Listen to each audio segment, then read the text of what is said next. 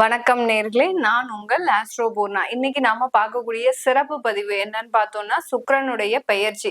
சுக்கிரன் என்ற கிரகத்தினுடைய பெயர்ச்சியின் மூலமாக ஒவ்வொரு ராசி என்பர்களுக்கும் கிடைக்கக்கூடிய ஒரு நல்ல பலன்களை தான் இன்னைக்கு நம்ம பார்க்க போறோம். எப்போதுமே சுக்கிரன் பெயர்ச்சி ஒரு மாத காலத்திற்கு மட்டும்தான் இருக்கும்.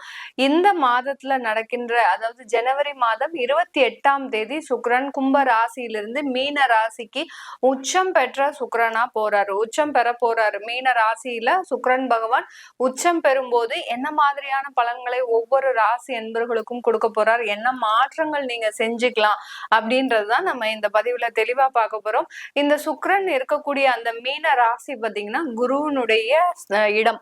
இந்த குருவினுடைய இடத்துலயே சுக்கிரனும், அடுத்து சுக்கிரனுடைய இடமான அந்த ரிஷப ராசியில அந்த குருவும் இருக்கிறாரு இந்த 4 மாத காலகட்டத்துல. இந்த 4 மாதத்துல பாத்தீங்கன்னா இந்த 2 கிரகங்களும் பரிவர்த்தனையும் ஆகக்கூடிய ஒரு நேரம். ஏன்னா குருனுடைய வீட்டுல சுக்கிரன், சுக்கிரனுடைய வீட்டுல அந்த குருன்னு இருக்கிறதுனால பரிவர்த்தனையும் இந்த காலகட்டத்துல வேலை செய்யும். இந்த மீன ராசியில சனியும் பயிற்சி ஆகிறார், ராகு பகவானும் இருக்கிறார், சுக்கிரனும் இருக்கிறார்.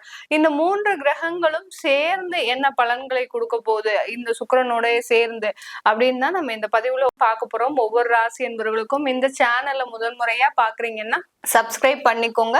பெல் பட்டன்ல ஆல் ஆப்ஷன் சூஸ் பண்ணீங்கன்னா உங்களுக்கு என்னுடைய அடுத்தடுத்த பதிவுகள் நோட்டிபிகேஷனா வந்துட்டு இருக்கும். ரிஷபராசி அன்பர்களுக்கு சுக்கிரன் 11ஆம் இடத்துல உச்சம் பெற்று பயிற்சி ஆகிறார். 11ஆம் இடத்துல உச்சம் பெறக்கூடிய அந்த சுக்கிரன் ஆகப்பட்டவர் இந்த ரிஷப ராசிக்கு அதிபதி, அடுத்து ருணரோக சத்ருஸ்தானாதிபதியும் கூட இந்த ரிஷபராசி அன்பர்களுக்கு.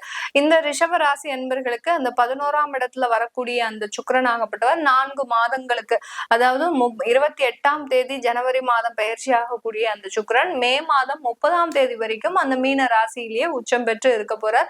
உங்களுடைய ராசியில இருக்கக்கூடிய அந்த குரு பகவானும் பிப்ரவரி மாதம் 4ஆம் தேதி அவர் வக்ர நிவர்த்தி அடைகிறார். இதனால 2 கிரகங்களும் பரிவர்த்தனையாகி இந்த ரிஷபராசி அன்பர்களுக்கு இருக்கக்கூடிய எல்லா விதமான பிரச்சனைகள்ல இருந்து பெருமூச்சு விடக்கூடிய ஒரு நேரம். ரிஷபராசி என்பர்கள் பொதுவா எப்படி இருப்பீங்க முதல்ல அப்படின்னு கேட்கும்போது, ரொம்ப ஒரு தெளிவான ஒரு சிந்தனையோட இருக்கக்கூடியவர்கள். எந்த இடத்துலயும் போய் நம்ம தேவையில்லாம மாட்டிக்க கூடாது, நம்ம கையில இருந்து தேவையில்லாம எந்த விதமான ஒரு முதலீடும் செய்யக்கூடாது. இதெல்லாம் ரொம்ப ஆப்டா நீங்க செஞ்சு வச்சுக்கிட்டே வந்துகிட்டே இருந்தீங்க, நல்லாதான் போயிட்டு இருந்தது. திடீர்னு பாத்தீங்கன்னா உங்களுக்கு 2 வருஷமாக உங்களுடைய கோச்சார கிரகங்கள், உங்களுடைய தசாபுத்தியினுடைய மாற்றங்கள் பாத்தீங்கன்னா உங்களுக்கு மிகப்பெரிய அளவுல கடன் கொடுத்துருச்சு. ரிஷபராசி என்பர்கள் எப்போதுமே யாரையும் நம்பி நம்ம கடன் வாங்க கூடாது, யாரையும் டிபெண்ட் பண்ணி இருக்க கூடாது. என்னுடைய வருமானத்துல, என்னுடைய உழைப்புல நம்மளுடைய குடும்பத்தை நடத்தினா போதும் அப்படின்ற லெவல்ல தான் உங்களுடைய எப்போதுமே எண்ணங்கள் இருக்கும். ஆனால் இந்த காலகட்டம் பாத்தீங்கன்னா உங்களுக்கு குரு பகவான் மே மாதத்துல இருந்து உங்க ராசியில வந்ததுல இருந்து தேவையில்லாத திடீர் செலவுகள் எங்கேயோ இருந்து அந்த செலவு உங்க வீட்டு வாச கதவை தட்டும். அந்த செலவை செய்யறதுக்கு அந்த நீங்க சேமிச்சு வச்ச பணத்தை நீங்க இழந்திருக்கிறீங்க. அடுத்து தொழில் சம்பந்தமான சில விரயங்கள்லாம் உங்களுக்கு வந்திருக்கு, தொழில்ல திடீர்னு கடன்கள் ஏற்பட்டிருக்கும். இந்த மாதிரி எல்லாம் அனுபவிக்காத விஷயங்கள் எல்லாம் அனுபவிச்சு வரக்கூடிய இந்த ரிஷபராசி என்பவர்களுக்கு இந்த 4 மாதங்கள் ஒரு பொன்னான தருணங்கள்.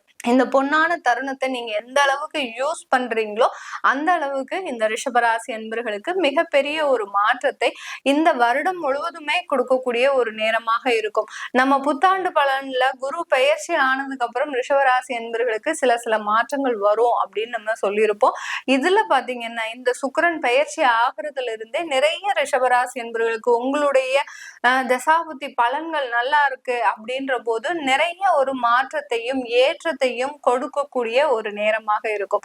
இந்த ரிஷபராசி என்பர்கள் நீங்க நிறைய பேரு கலைத்துறையில இருக்கிறீங்களா, உங்களுடைய ஒர்க்குக்கு ஏத்த ஒரு அங்கீகாரம் கிடைப்பதற்கு உண்டான ஒரு நேரம். நிறைய பேர் வாய்ப்புகளை எதிர்நோக்கி அமர்ந்துட்டு இருக்கிறீங்க.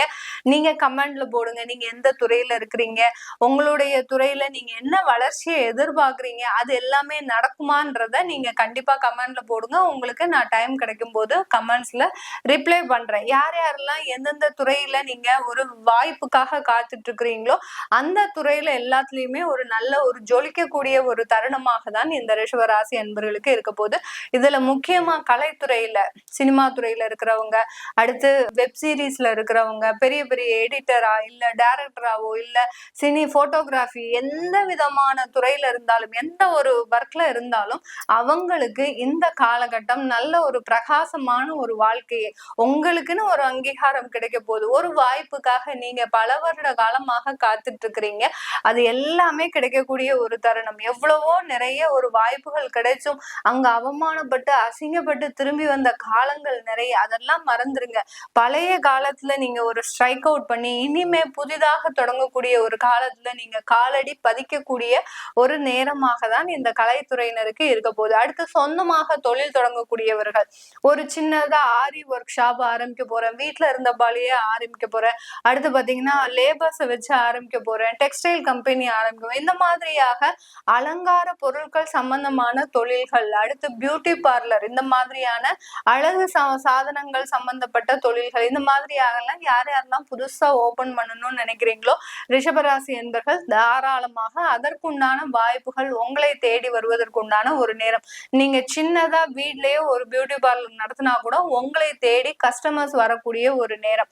ஏன்னா உங்களுடைய 7ஆம் பார்வையாக அந்த சுக்கிரன் பாத்தீங்கன்னா அவருடைய 7ஆம் பார்வையாக உங்களுடைய 5ஆம் இடத்தை பார்க்கறதுனால அந்த வாடிக்கையாளர்களின் ஆதரவுன்றது உங்களுக்கு முழுமையாக கிடைக்கக்கூடிய ஒரு தருணமாக இருக்கும். இந்த காலகட்டத்துல வேலைக்கு போறவங்க மெயினா பாத்தீங்கன்னா நிறைய பேர் வேலை விடுறதுக்கும் வாய்ப்புகள் இருக்கு. ஏன்னா ஏற்கனவே வேலை பார்த்துட்டு இருந்த அந்த சூழ்நிலை பாத்தீங்கன்னா உங்களுக்கு ரொம்ப ஒரு கன்ஜஸ்டடா இருக்கும். ரொம்ப நச்சுன்னு ஒரு நிம்மதியான ஒரு வேலையே பார்க்க முடியாம அப்படியே வேலை பார்த்தாலும் கூட அதுல ஒரு மேலதிகாரிகளின் தொந்தரவு, நீங்க எவ்வளவோ டெடிகேட்டடா வேலை செய்வாங்க. இந்த ரிஷபராசி என்பர்கள் நிறைய பேர் பாத்தீங்கன்னா ஒரு டெடிகேஷனோட ஒர்க் பண்ணுவீங்க. அந்த டெடிகேஷனுக்கு ஏற்பட்ட அந்த ஒரு அங்கீகாரம்ன்றது உங்களுடைய அலுவலகத்துல கிடைக்காது. இப்போ இந்த காலகட்டத்துல அது எல்லாமே நடக்கக்கூடிய ஒரு தருணமாக இருக்கும். இந்த காலகட்டத்துல ஒரு புதுசா உங்களுடைய சரௌண்டிங்ஸ் மாறப்போகுது, புதுசா ஒரு வேலைக்கு போகக்கூடிய ஒரு தருணம். மாணவ செல்வங்களாக இருக்கிறீங்கன்னா நல்ல உங்களுக்கு சுக்கிரன் உங்களுடைய ஜாதகத்துல நல்ல ஒரு நிலையில இருந்ததுன்னா கண்டிப்பாக இந்த காலகட்டம் நீங்க ஒரு தனித்துவமாக விளங்கக்கூடிய ஒரு தருணம். ஏன்னா பிப்ரவரி மாசம்லாம் நிறைய பேருக்கு 12th எக்ஸாம் அந்த மாதிரிலாம் வரும். இந்த காலகட்டத்துல அந்த சுக்கிரனும் உங்களுக்கு ஆட்சி உச்சம் பெற்று இருக்கிறதுனால உங்களுடைய அந்த ரிஷபராசி அன்பர்களுக்கு, மாணவர்களுக்கு இந்த காலகட்டத்துல நீங்க எழுதக்கூடிய எல்லா எக்ஸாம்ஸுமே ரொம்ப சிறப்பு வாய்ந்ததாக, இந்த காலகட்டத்துல எழுதக்கூடிய எல்லா எக்ஸாமுமே உங்களை ஒரு வெளி உலகத்துக்கு காட்டக்கூடிய ஒரு நேரம். ஃபர்ஸ்ட் கிளாஸ் கூட வாங்குறதுக்கு அதிகமான ஒரு வாய்ப்புகள் இருக்கக்கூடிய ஒரு நேரமாக தான் இருக்கு இந்த ரிஷபராசி என்பர்களுக்கு. அதனால ரிஷபராசி என்பர்களே பழைய காலத்தை நினைச்சு நீங்க ரொம்ப வாழ்க்கையில வருத்தப்படாம இனி வரக்கூடிய காலங்கள்ல ஏற்படக்கூடிய மாற்றங்களை நோக்கி நீங்க பயணிக்கும் போது கண்டிப்பா இந்த காலகட்டம் உங்களுக்கு ஒரு அற்புதமான ஒரு பொன்னான காலகட்டமாக தான் இருக்க போகுது. இந்த ரிஷபராசி அன்பர்களுக்கு இந்த காலகட்டத்துல ஒரு பர்சனல் லோன் தொழில் சம்பந்தமா அப்ளை பண்றீங்க, இல்ல பாத்தீங்கன்னா உங்களுக்கு ஒரு நகை வாங்கணும்னு ஆசைப்படுறீங்க, இது எல்லாமே நீங்க சூப்பரா செய்யக்கூடிய ஒரு நேரம். ஒரு சின்ன லெவல்ல இருக்கக்கூடியவர்கள் கூட உங்களுக்கு உண்டான ஆசைகளை நிறைவேற்றக்கூடிய ஒரு தருணமாக தான் இருக்கும். டெய்லி வேலைக்கு போறவங்க, டெய்லி கூலி தொழிலுக்கு போறவங்க கூட ஒரு அவங்களுக்குன்னு உண்டான ஒரு சேமிப்பை ஒதுக்கி அந்த சேமிப்பில் இருந்து ஒரு புதுசா அவங்களுக்கு தேவையானது ஒரு நகையோ இல்ல அவங்களுக்கு தேவையான ஒரு வீட்டுல இருக்கக்கூடிய ஒரு அலங்கார பொருட்களை சேகரிக்கிறதோ எதுனாலும் செய்யக்கூடிய ஒரு நேரமாக தான் இருக்க போகுது இந்த ரிஷபராசி அன்பர்களுக்கு. இனி வரக்கூடிய காலங்கள் இந்த ரிஷபராசி அன்பர்களுக்கு மிகப்பெரிய அளவுல பொருளாதார முன்னேற்றத்தை, ஆடம்பர வாழ்க்கையை, ஒரு சொந்த வீடு அமைவதற்குண்டான எல்லா ஒரு தருணத்தையும் ஏற்படுத்தக்கூடிய ஒரு நேரமாக தான் இருக்கும். இந்த காலகட்டத்துல 11ஆம் இடத்துல இருக்கக்கூடிய அந்த சுக்கிரன் பாத்தீங்கன்னா உச்சம் பெற்ற சுக்கிரன் இந்த ரிஷபராசி என்பர்களுக்கு இந்த 4 மாதத்துல, அதாவது ஒரு சின்ன ஒரு நெகட்டிவ் பாயிண்ட், அதாவது ஏற்கனவே குடும்பத்தை இழந்து இருக்கிறவங்க, தன்னுடைய மனைவி கணவரை இழந்து இருக்கிறவங்க, தனியா இருக்கிறவங்க, இந்த காலகட்டத்துல தேவையில்லாத தொடர்புகள் வருவதற்கும் வாய்ப்புகள் அதிகமாக இருக்கு. அதனால பல பேர்கிட்ட நீங்க பழகும் போது ரொம்ப கேர்ஃபுல்லா பழகுங்க. அந்த பழக்கம் உங்களுக்கு தேவையில்லாத தொந்தரவுகளை தரக்கூடும். அதனாலதான் ரொம்ப கேர்ஃபுல்லா பழங்க. யார்கிட்டையும் நீங்க பணத்தை தேவையில்லாம கொடுக்காதீங்க. கொடுத்தீங்கன்னா அந்த பணம் உங்களுக்கு ஏமாற்றப்படக்கூடிய ஒரு நேரமாக இருக்கும். ஏன்னா ராகுவோட அந்த சுக்கிரன் சேர்ந்து இருக்கிறதுனால இந்த மாதிரியான ஒரு இல்லீகலா சில தொடர்புகள் வருவதற்கும், அடுத்து அந்த பணம் ஏமாற்றம் நடைபெறுவதற்கும் ஒரு சின்ன நெகட்டிவிட்டி இந்த ரிஷபராசி அன்பர்களுக்கு இருக்கு. அந்த இடத்துல ரொம்ப கேர்ஃபுல்லா இருந்து நீங்க மாட்டிக்காம சில வேலைகளை செஞ்சீங்கன்னா இந்த ரிஷபராசி அன்பர்களுக்கு மென்மேலும் ஒரு வளர்ச்சியை தரக்கூடிய ஒரு மாதங்களாக தான் இருக்க போகுது. இது எல்லாமே நம்ம கோச்சார நிலவரப்படி பலன்களை சொல்லிட்டு வந்துட்டு இருக்கிறோம். உங்களுடைய தசாபுத்தி பலன்களை தெரிஞ்சுக்கணும் விருப்பப்படுறவங்க கீழே இருக்கிற நம்பருக்கு வாட்ஸ்அப்ல அப்பாயின்மெண்ட் வாங்கிக்கோங்க. உங்களுக்கு எந்த விதமான டவுட் இருந்தாலும் இந்த பெயர்ச்சியில உங்களுக்கு எந்த டேட், எதுல இருந்து எந்த டேட்ல இருந்து தெரியல அப்படின்ற மாதிரி இருந்ததுன்னா கீழே கமெண்ட் பாக்ஸ்ல உங்களுடைய டவுட்டை தெரிவிக்கலாம். இந்த சுக்கிரனுடைய பெயர்ச்சி 28ஆம் தேதி ஜனவரியில இருந்து 30ஆம் தேதி மே மாசம் வரைக்கும் இருக்குது.